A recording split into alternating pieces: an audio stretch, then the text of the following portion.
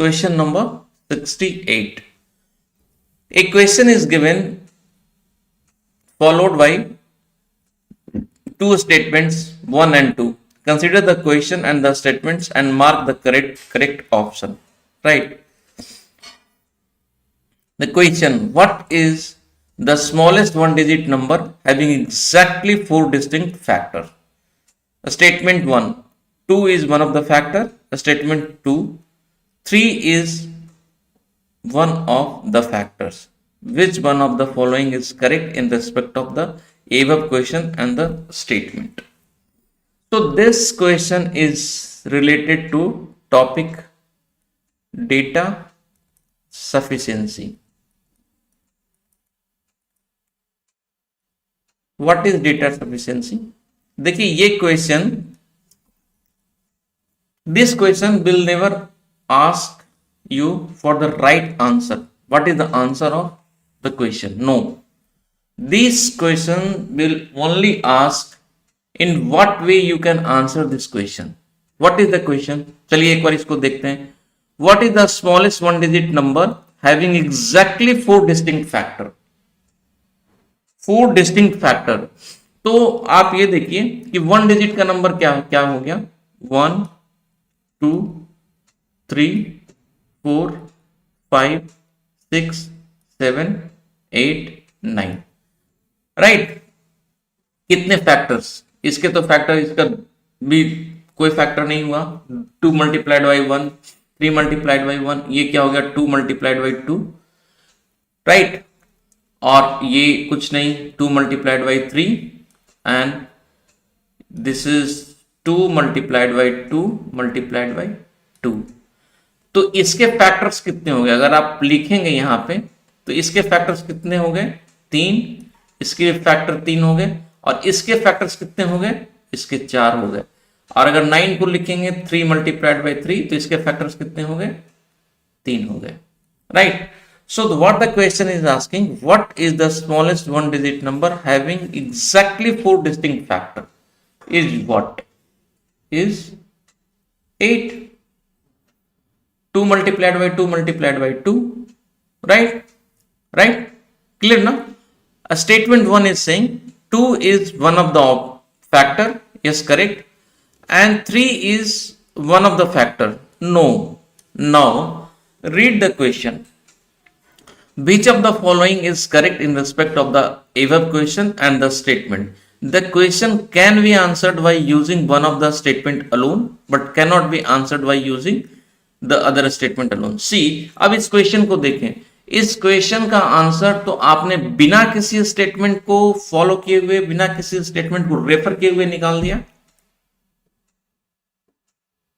Right. So the question can be answered even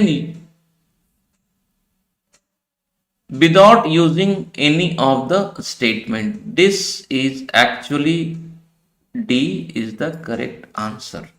Right. देखिए data sufficiency का जो question होता है उसका एक पैटर्न होता है. उस पैटर्न को समझें. This is actually the question.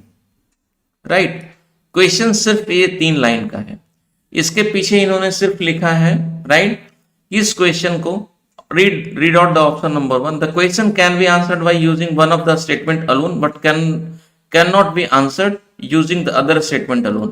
एक स्टेटमेंट को यूज कर करके आप इसका आंसर दे सकते हैं. राइट. और दूसरे स्टेटमेंट को यूज कर करके इसका आंसर नहीं दिया जा सकता. नो.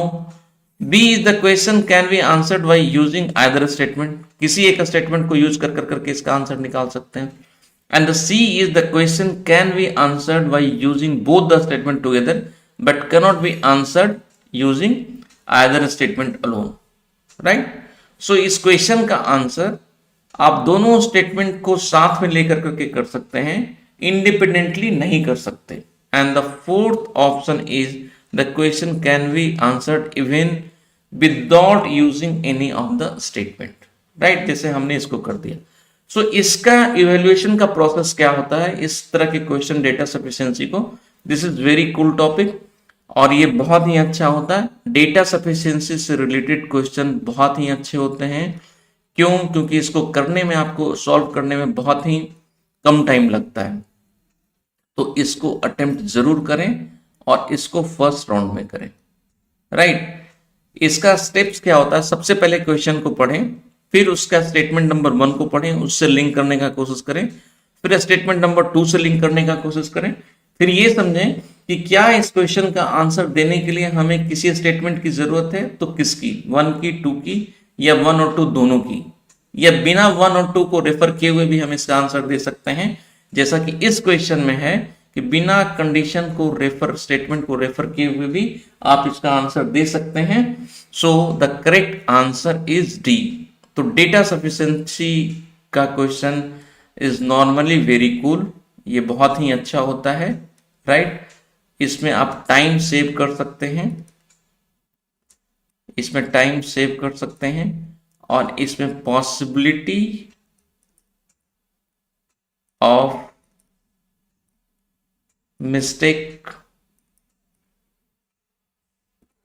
Is nil, right.